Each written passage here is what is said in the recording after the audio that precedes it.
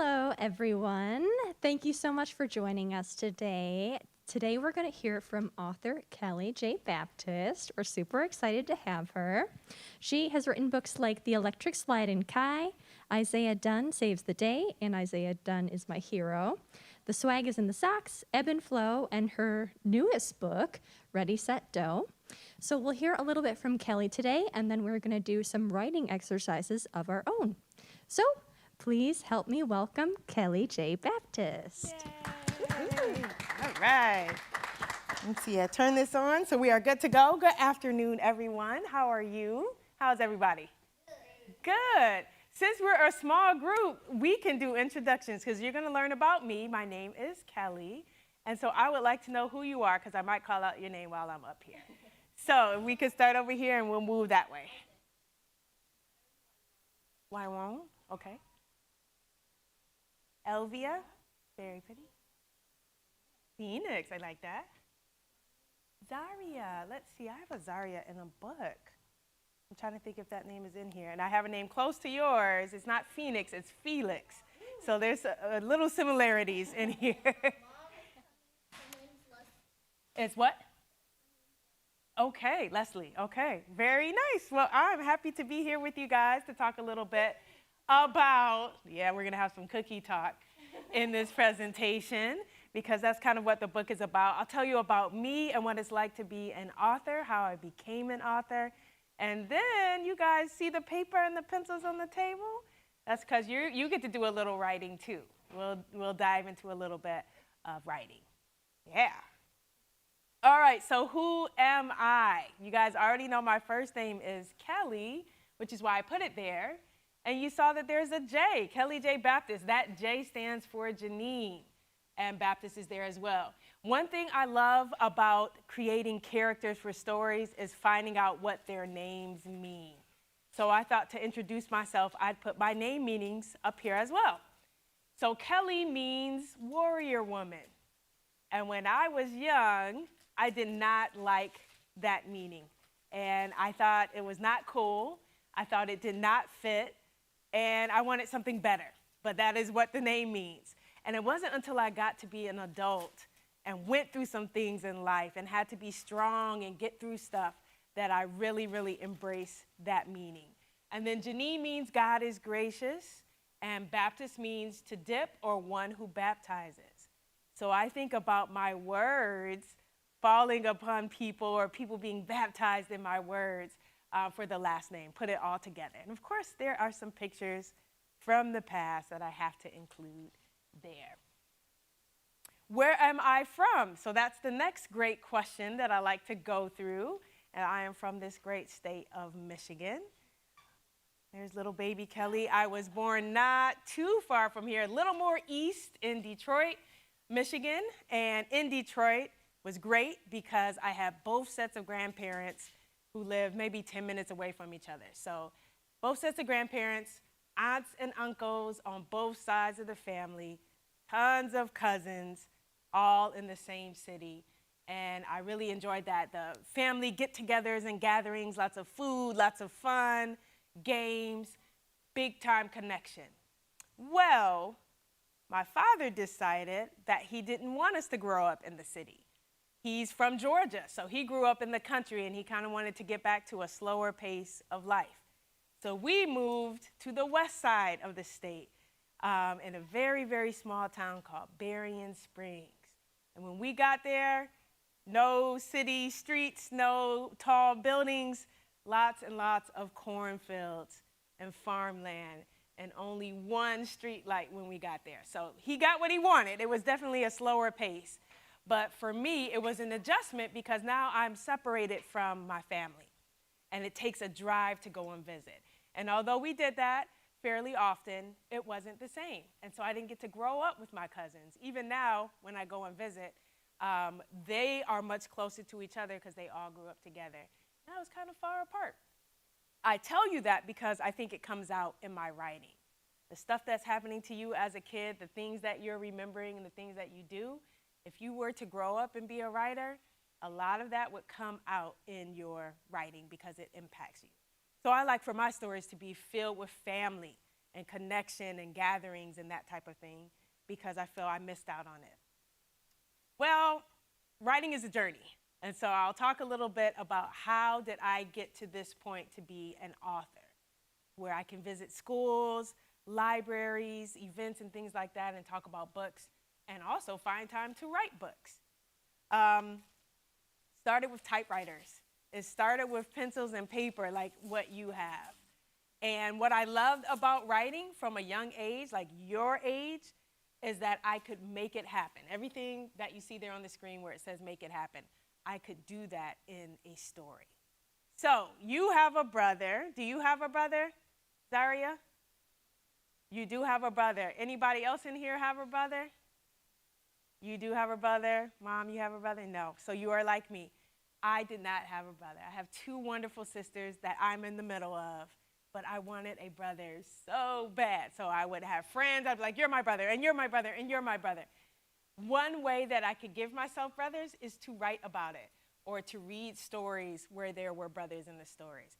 So if you notice, a lot of my books will have either a boy main character or a very strong secondary character as a guy, because that is something I wanted. And I can create it only one way, by writing. Same thing with vacations. I wish my family traveled. I wanted to eat out. We didn't do a lot of either of those, but I could write about it, or I could read books where that was the foundation of the story. So you can make it happen when you write. This is what Kelly J. Baptist's early work looked like.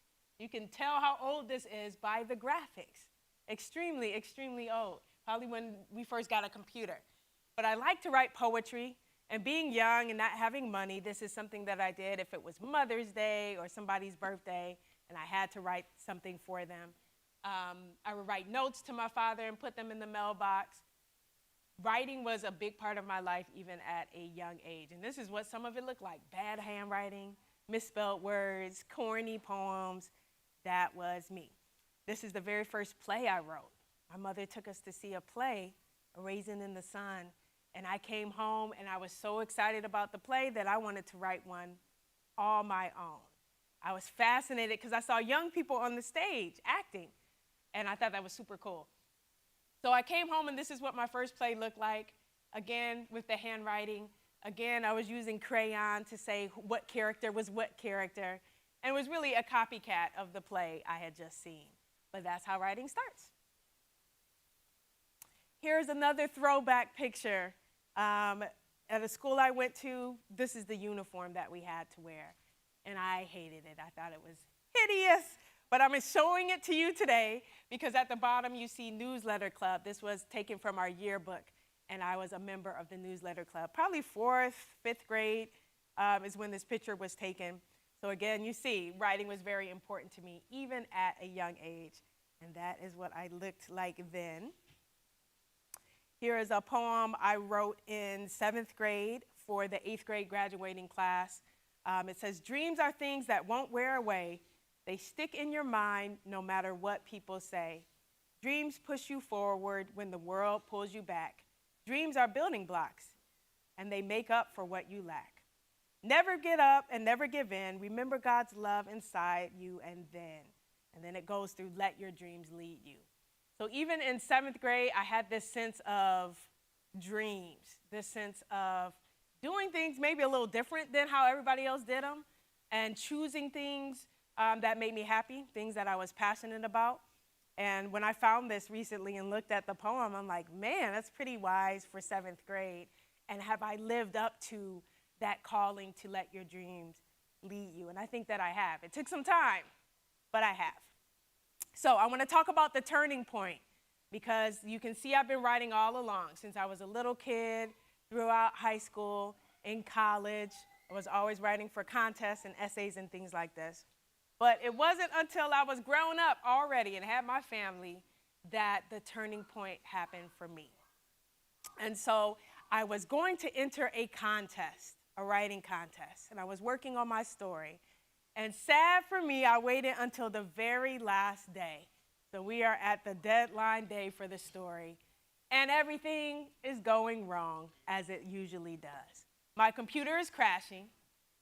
My kids are running all over the house. The oldest ones are at school, and I am late picking them up. I have my baby son in one hand, and I am typing with the other, trying to finish this story so I could submit it. And everything is going wrong. And I told myself, I'm going to give up. I'm not going to be able to enter this contest. Well, I made a phone call. My husband was at work at the time. And I called him. I said, I'm not going to be able to enter this contest. The kids are going wild. I'm late picking the other ones up. The computer is crashing. I got Zachary in my hand, trying to type with one hand. It's not working out. I'm giving up. And that was what I said. And he was just like, no, just calm down, relax. Maybe try restarting the computer. The kids are going to be fine. And I just remember him being very calm in that moment, in that situation. So I followed his advice. I shut down the computer, turned it back on, super slow. I was like, this is not going to work. But I was able to finish the story, find a picture, and submit it. And I forgot all about it.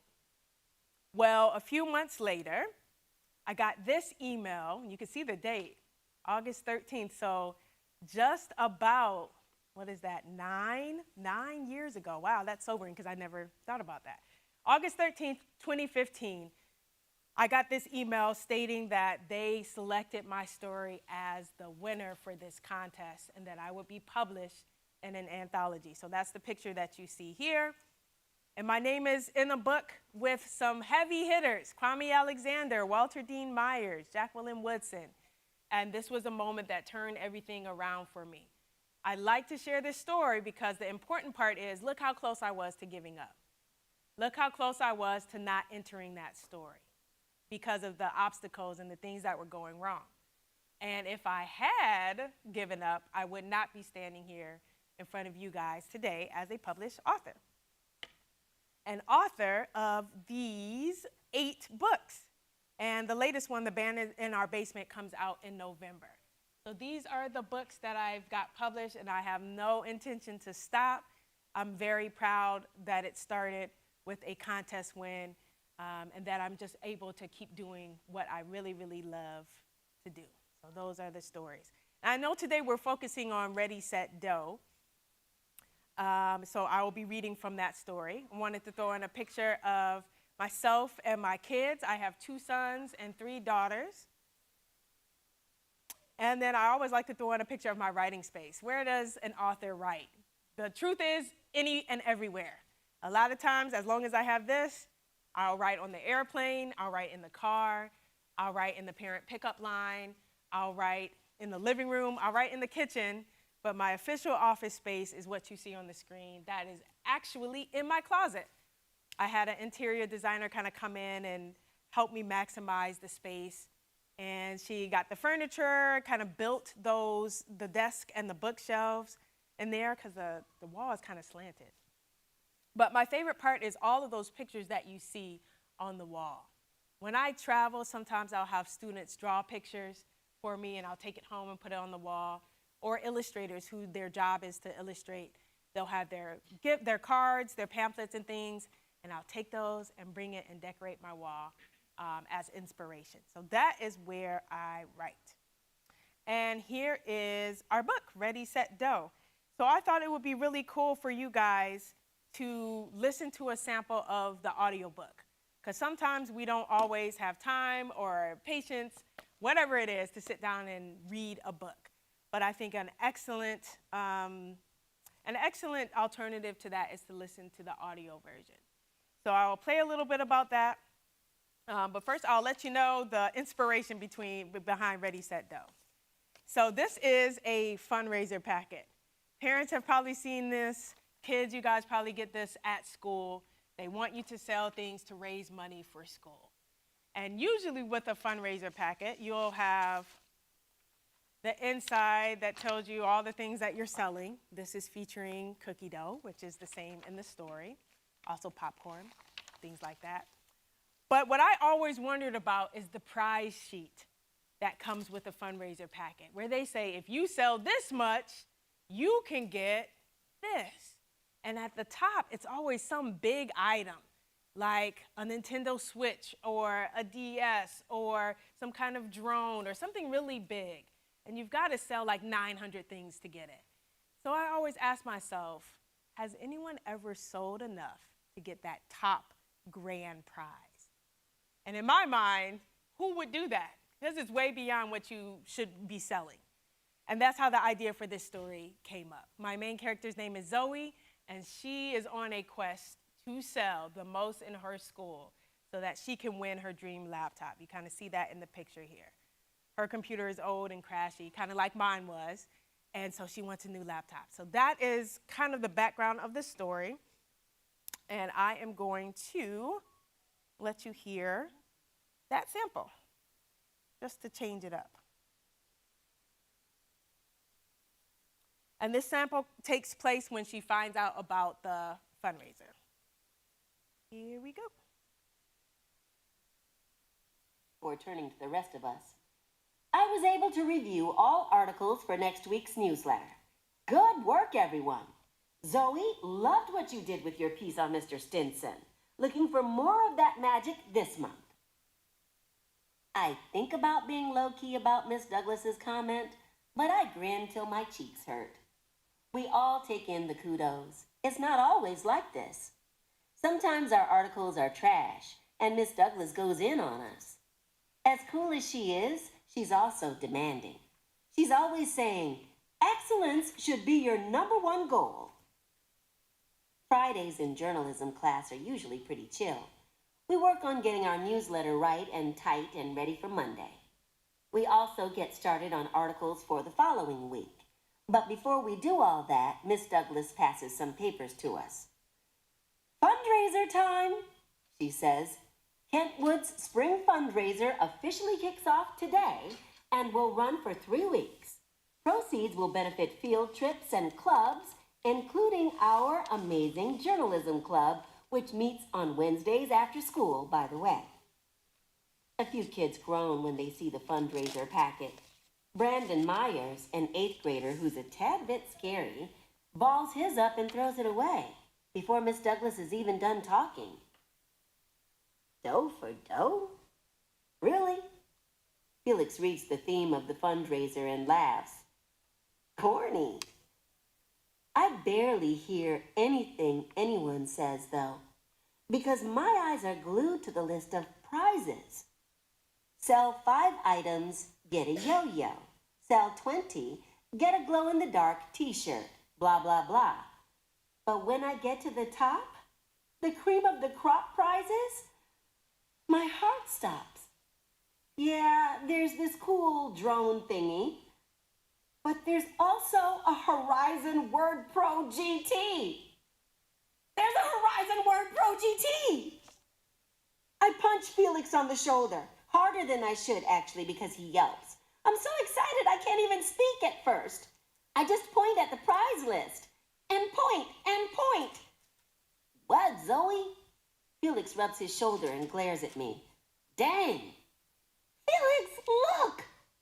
I sound like a 3-year-old in the American Girl doll store, but I don't even care. A drone? So? I could smack him. It's the laptop! My laptop! Felix peers at the sheet again. Oh. Oh? Oh? Man, it must be nice to have parents who buy you a fancy camera just because you decide you want to take pictures, or put you in swim camps because you like swimming. All I want is one little laptop, and my parents won't even get that. The one thing they know I want. I stare at the page some more. Zoe mode kicks in. I'm gonna get it. Okay, Felix says, leaning over to study the page more closely. School's top seller gets their choice of grand prizes. Asterisk, must sell at least 50 items. Yes, Felix literally said the word asterisk. You saw that part, Zoe? He asks. Super annoying. Yeah, I say. So you're gonna sell 50 tubs of cookie dough in 3 weeks?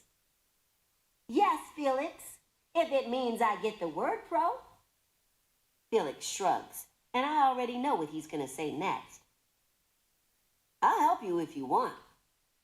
She'll need all the help she can get. Felix and I both whirl around to see the smirking face of Amaya Shaw. She's the 3rd/6th grader who writes for the newsletter, and me and her have been at odds since kindergarten. Who even knows why? Really, Zoe? 50 tubs? Amaya has a big "yeah, right" all over her face. Well, how nice of you to be in my business, I say, rolling my eyes. You were talking loud enough, Amaya says. She makes her voice all high and squeaky. It's the Horizon Word Pro GT! It's the Horizon Word Pro GT! I glare at her. Zoe. Felix puts a hand on my desk. He already knows what's coming, but it's not something he can stop. What's your problem, Amaya? I growl. Oh, no problem at all, Amaya says, putting on this innocent front. It's just, you're so excited about that cheap laptop. I hope you'll be okay with not getting it. I mean, I can get 50 sales in 1 week at my dad's job. Amaya, chill with all that, Felix says. I'm just saying, she says, all sing-songy. Amaya's always bragging about how her dad buys her anything she wants because he makes so much money.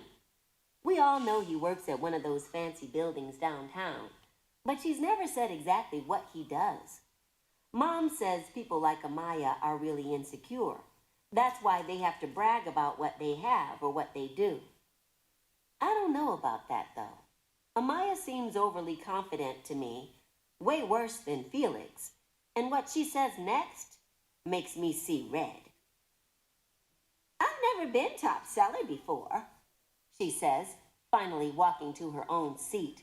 She shrugs. Guess there's a first time for everything. All right, so we get a sense of the story just from that little sample, and we got Zoe, we got Felix, and we got Amaya. I wanted to show you guys some sketches that took place before the book came out. We have the writer, who is me, writing the words, and then you have an illustrator, somebody who draws the pictures of the cover.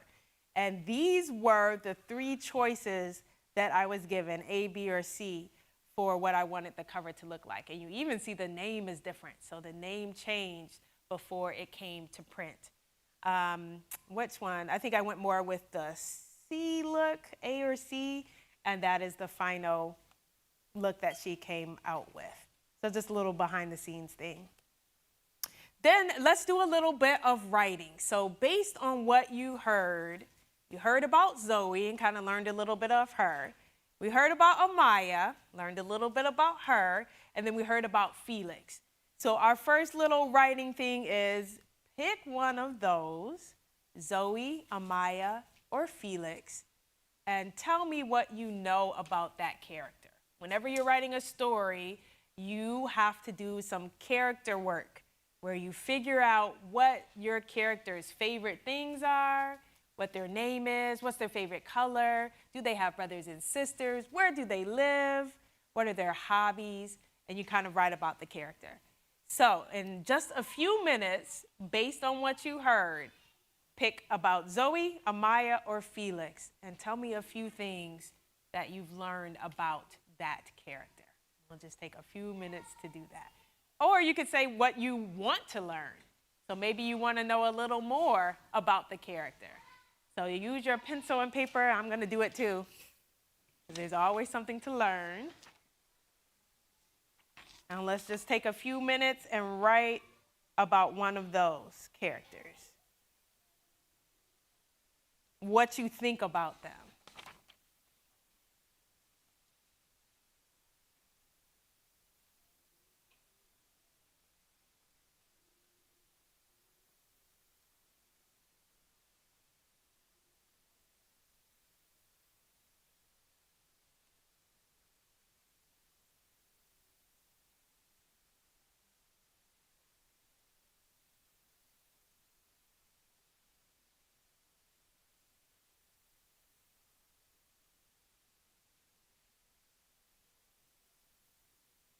If you're an artist, you could draw a picture of what you think one of these characters looks like. I like to throw that out there because some people like to draw or doodle. So you could do either one of those things. And we'll just take a few more seconds.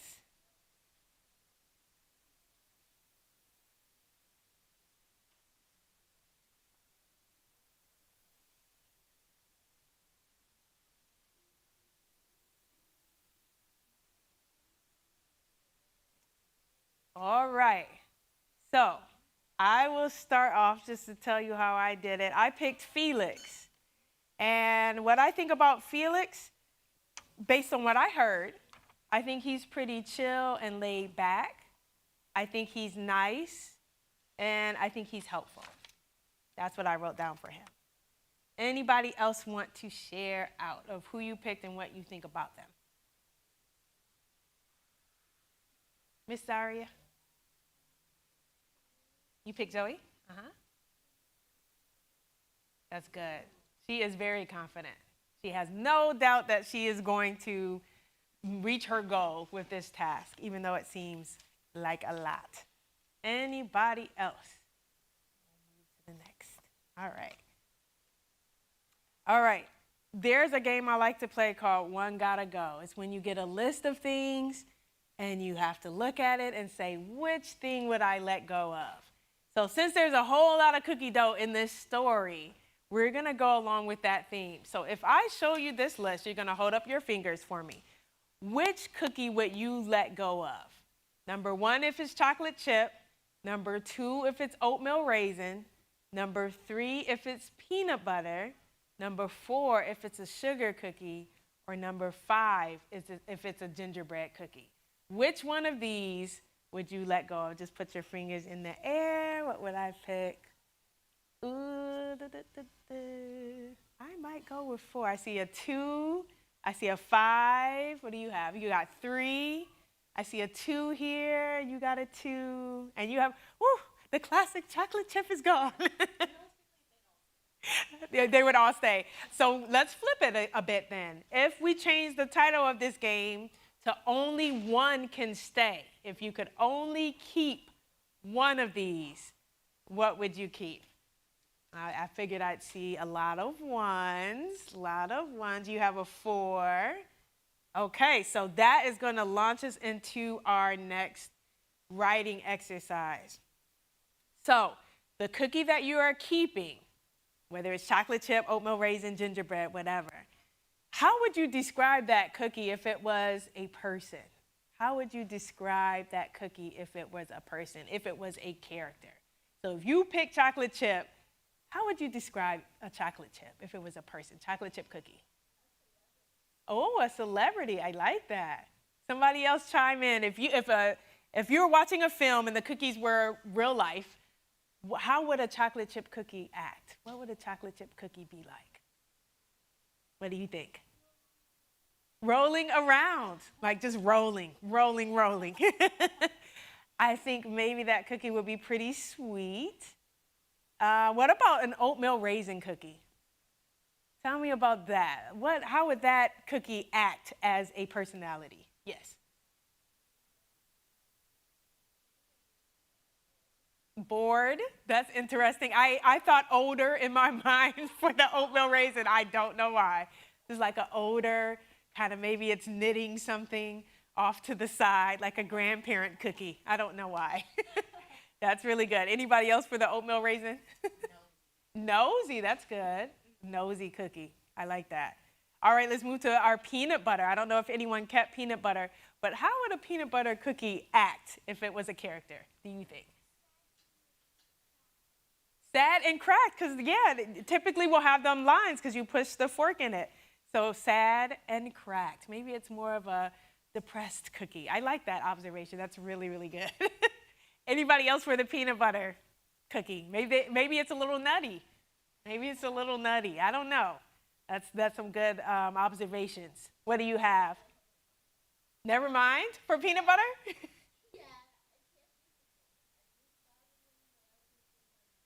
It is really like tapping into your imagination, isn't it? Because cookies aren't real, but what if they were? So for our sugar cookie, I know you would have one for that. Tell me about the sugar cookie.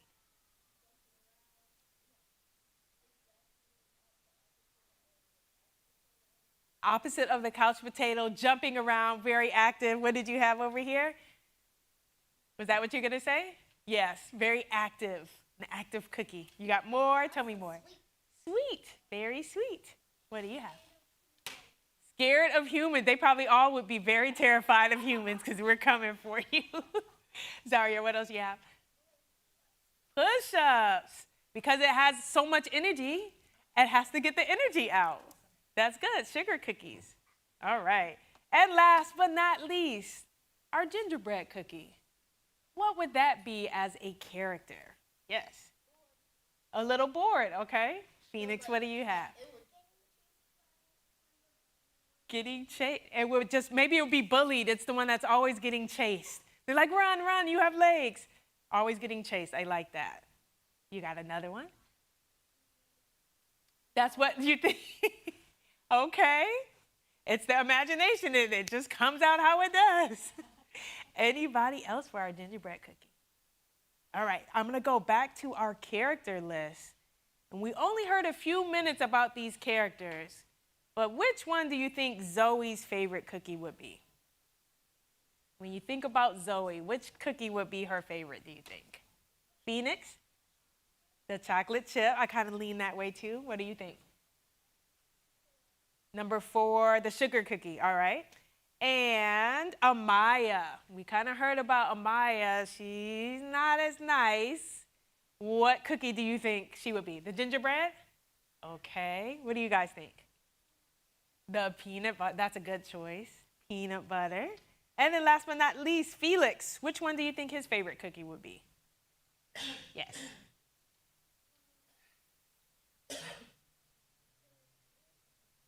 Oatmeal raisin for Felix. He's just kind of quiet, chill, unassuming, doesn't do too much. So that is perfect. That is a perfect connection. I like to do things that are different because it gets your imagination going. So if you're ever writing and you feel stuck, like I don't know what should happen next in the story, little exercises like this are things that kind of help me to get unstuck. Sometimes I'll just go through my bag, I'll pick out a random item, and I'll say, what if this was a character? And I'll just kind of write about it. Yeah, like whatever you have in your bag, you might have a pencil, you might have some keys, you might have gum, and then I'll think, what if this gum was a character? And I'll start writing. Another thing I'll do is make something out of nothing or something out of a lot of different words. So what you have on the screen is the words from 4 different poems that I picked. And I cut out the words and I arranged them on the screen. They're all mixed up. And now I challenge myself to create a new poem. So that will be our last writing exercise that we'll do. We'll have a few minutes where you'll use these words on the screen to come up with your own new poem. Because that's what poems, that's what words, dialogue, stories are all made out of. So for example, right here I see run away. So that could be just as simple. We're talking about the gingerbread cookie, run away. That could be a dialogue item that you have. Or,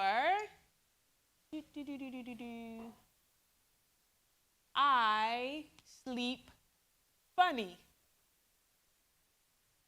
Made with sugar.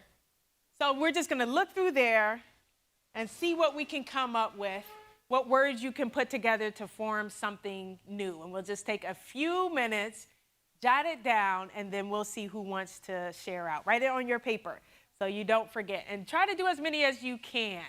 It doesn't have to rhyme. It doesn't have to be long. It can be short.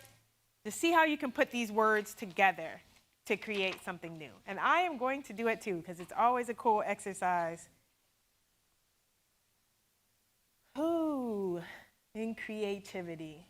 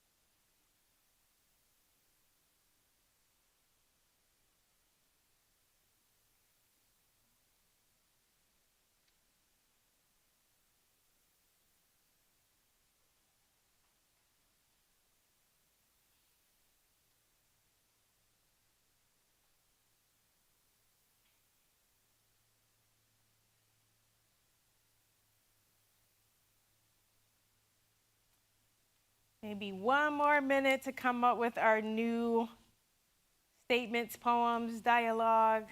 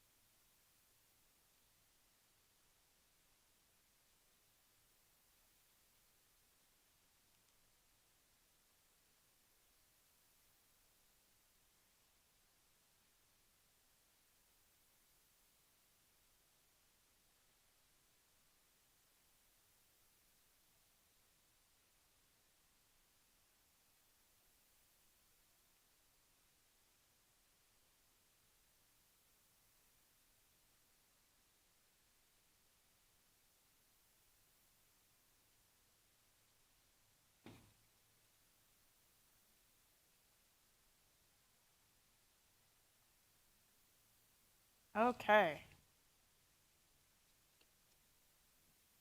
Woo. Phoenix, you got something? All right. What did you come up with these words?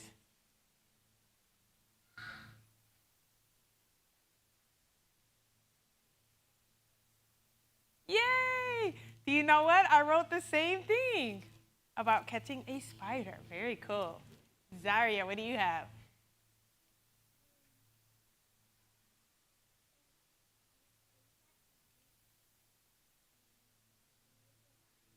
Ooh. Ah, I sleep at night. She is alive. And tell me the last part. Ooh. Weapons can kill. Yep, because both of those are on there. Anybody else want to share? If you did another one. Okay. I did a few. I stink. Just be kind. Snow is wrong.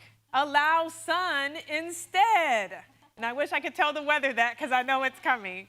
And then I did the catch a spider one like you did, Phoenix, as well. Outside, I caught a spider in a peaceful cup.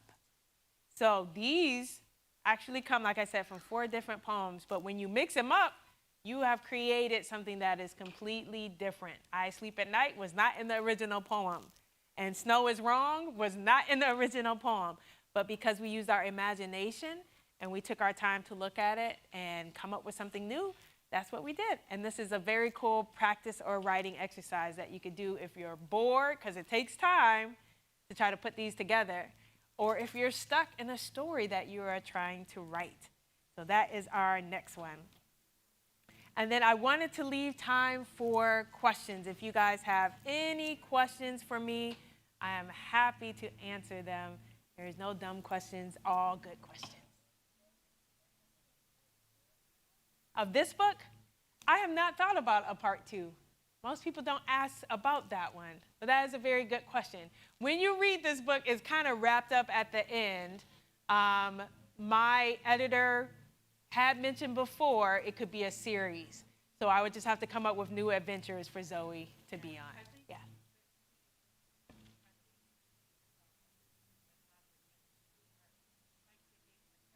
Yeah.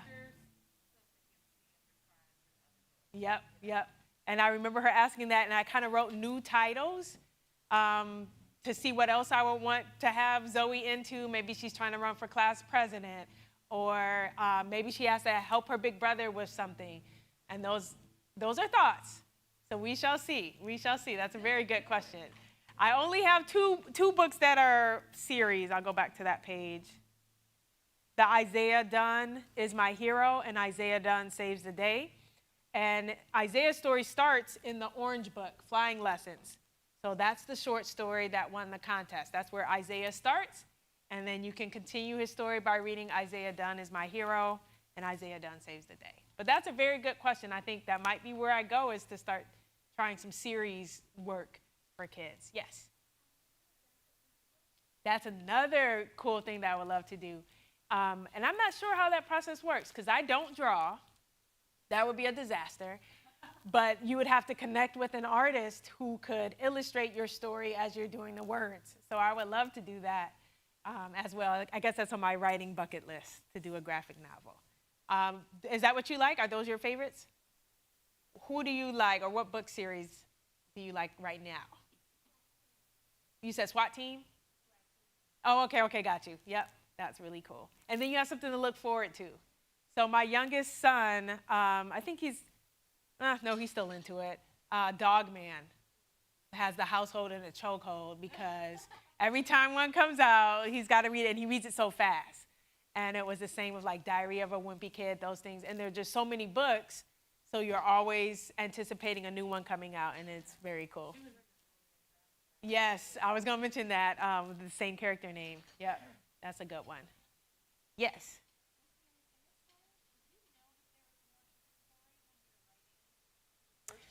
I did not know that there was more. When I entered the short story into the contest, I thought that was it. Like, okay, Isaiah's done. But the more I thought about him, and then this experience I had at work, I worked across the street from a homeless shelter for women and children. And I would look out my window and see this lady all the time with her kid and another kid in the stroller. And they'd leave the shelter, they'd do their errands or wherever, and come back at the end of the day. Well, one day they were doing that, but it was very cold outside. It was like in the dead of winter. And she's pushing the stroller down the street, and another kid walking with her. And I was just like, where are they going, and it's so cold? And then the thought came to me, that's Isaiah. That could be Isaiah and his mom and his little sister. And that is what triggered me to write Isaiah Dunn as my hero, and then the next one. So I've got one more in me for the Isaiah Dunn series, because I feel like there's something else that needs to happen before his story is complete. So we shall see when that can happen. Yes, ma'am.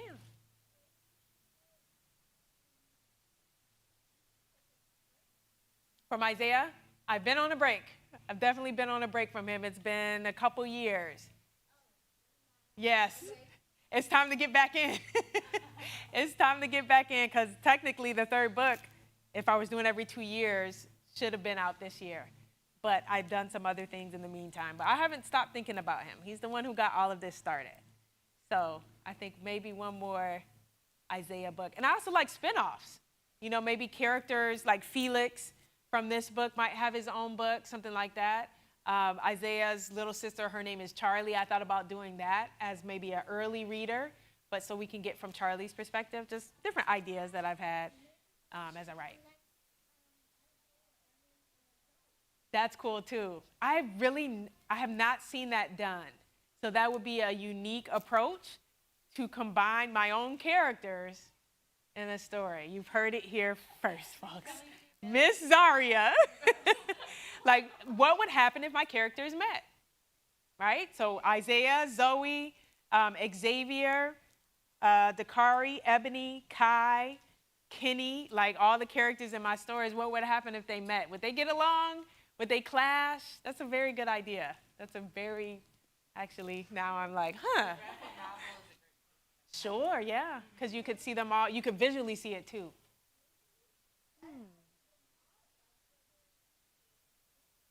Well, they would have to discover some type of connection. So,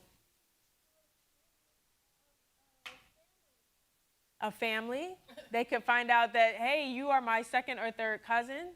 Or they could all get together at a camp somewhere and know each other that way, like that. Endless possibilities. I like how your mind thinks. Are you a writer? She writes? Yeah.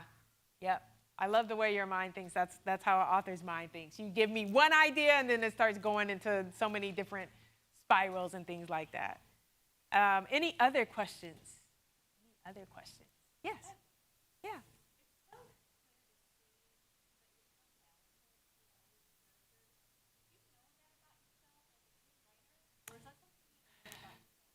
That is a great question. Did I know I was talented? I guess in a sense, I knew that I was good at writing, if that answers the question, because I could see the reaction if I gave a poem to my mother, or, different things like that. And then I was asked to write things a lot. For school, I was able to do the Christmas play, so I got to write that probably in 7th grade, and that was really cool. If we had different programs, hey, can you write a poem for this, or can you recite this? And so I did notice that, but the trigger of you could be an author was not until I was an adult. So that's why I love these experiences so much, because I just see 3 little Kellys sitting in the audience, and I'm telling you, if you want to be an author, you can, and you could start at a young age. Whereas for me, I'm like, okay, I'm going to school and I'm going to study business, because that's a real job, and you can, to support yourself and all of that. And I wasn't thinking that I could be an author professionally. So I like to make sure I tell young people it is a career path. Illustration, if you're the kid who's always drawing or doodling, illustration is a real career path. This book is illustrated by Darnell Johnson. It's a really small picture, but he's in the back of the book. And he is also an animator. He works for Sony Pictures, and he animated on the second Miles Morales movie, Across the Spider-Verse. So he was an animator for that film as well, and he was the kid that was always drawing. So little Darnell is off in Georgia drawing, little Kelly is off in Michigan writing, and then we're paired up for this book. So I always like to point that out to young people. There is a career path in those things. If you play video games, somebody has to design the game. Somebody has to make the sound effects, the music that you're listening to while you're playing, the commercials, like there are all kinds of different things available. And I just like to highlight that. Yes. Yes. You mean like younger chapter books? Because these are all chapters. Like this is a chapter book. The Isaiah books are more kind of like journals because they're in date form. So you get August 23rd, September 3rd, so on and so forth. Yeah, like diaries. It's his thoughts as he goes through life. So those are like that. Everything except these 2 picture books at the bottom, Electric Slide and Kai and The Band in Our Basement, those are picture books. Ebb and Flow is a novel in verse. So it's pretty poetic. You'll see a lot of white space on the page, less black ink for the words. But everything else is a chapter book.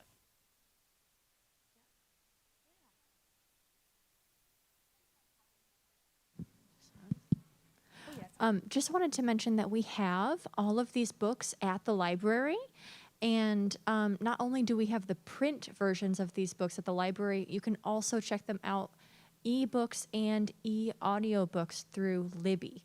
So lots of different ways for you guys to get your hands on these books and find out the full story of all of these characters. Obviously, you see, I definitely recommend the audiobook version of stuff. Once I finish writing and the editing and all of that is done and the book comes out, I typically do not read the book as the author, but I will listen to it. As soon as the book drops, I'll put this same speaker in my hallway at home, and at night, all right, everybody's in the bed, we're listening to different audiobooks, and that's kind of a way that we get reading in, if you will. And it's really cool to hear the words brought to life by the narrators, which they always send me samples. And her, I was able to handpick for Zoe, and that was really excited because I've listened to a lot of her work, and I was like, oh man, I want her for Ready, Set, Go. So definitely, if you take a lot of trips or do a lot of driving, definitely would recommend listening to the audiobooks as well. For sure. Anything else from anyone? Otherwise, thank you guys. Oh, gotcha. Go ahead. Yes, there are. There are going to be more books. My goal is to do 1 or 2 books every year. To have 1 or 2 books. Oh, the workshop. We'll have to ask Ms. Allison that question. Because I think this is my second event with your library system, so we might be on a roll where every year we do something, and that would be fantastic. Yeah, it takes time to plan and coordinate schedules and all of that. A month? Ooh, that's some fast planning. We'll have to be zippity-doo-dah fast. Well, I'm very happy to meet each of you guys. Thank you for spending your time with me. Yeah. All right. Awesome. Well, thank you so much. Can we give Kelly a little round of applause? Thank you so much for joining us today. I think I have bookmarks. Let me see.